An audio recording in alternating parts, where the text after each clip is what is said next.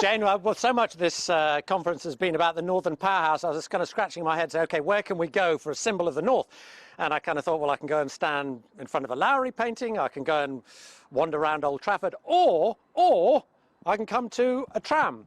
So I've come to the Tram depot in Manchester, actually just under the shadow of Old Trafford, because they've had trams in Manchester, well, I don't know, since Victorian times.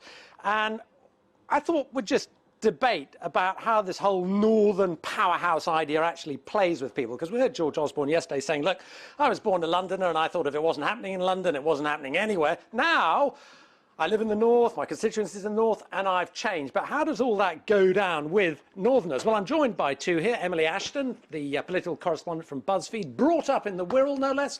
Phillip Blonde from the think tank Res Publica, brought up in Liverpool. I mean, let me just start with a very, very basic question. When George Osborne says, you know, all this stuff about the Northern Powerhouse, as Northerners, how do you react, Emily?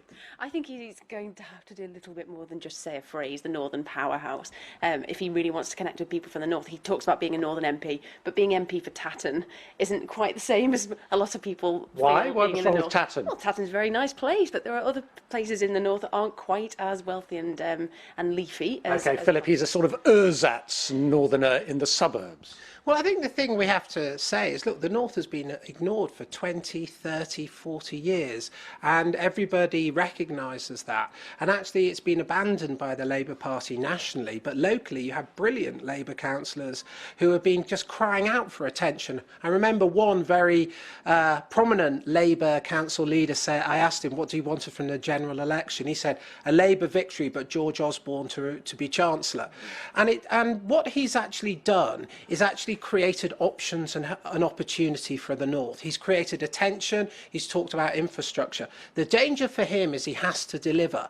A Northern Powerhouse doesn't sit very easily with austerity. We've got HS2 that is cutting off large parts of the cities. It needs to connect with Liverpool, it needs to connect with Sheffield, it needs to go east-west.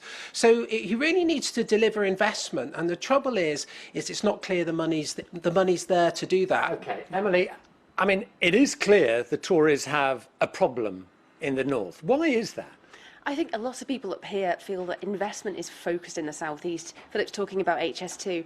People are frustrated that people are talking about the London-Birmingham, that route, rather than the route across the Pennines, which people really think is desperately needed. And all the little bits of, not little to some people, but railways, say from the Wirral into Liverpool, that could be improved. That's what really the Tories really need to grasp. And also the concept of the North isn't very helpful either. People don't think of themselves as being from the North. I feel like I'm from the Northwest. I'm sure you do as well. It's very different to Yorkshire.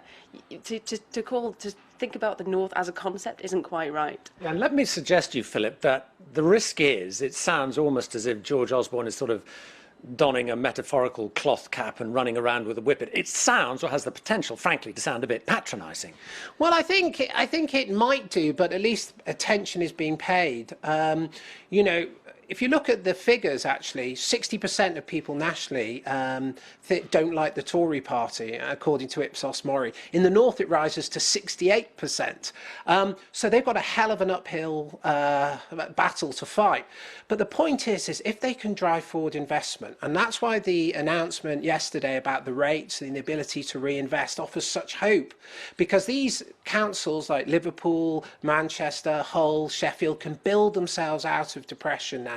They at last have the tax ability to invest. And I think coupled with more national investment, because you're quite right, if you actually look at the figures, in the North East it's £250 per head transport investment. London it's £1,700.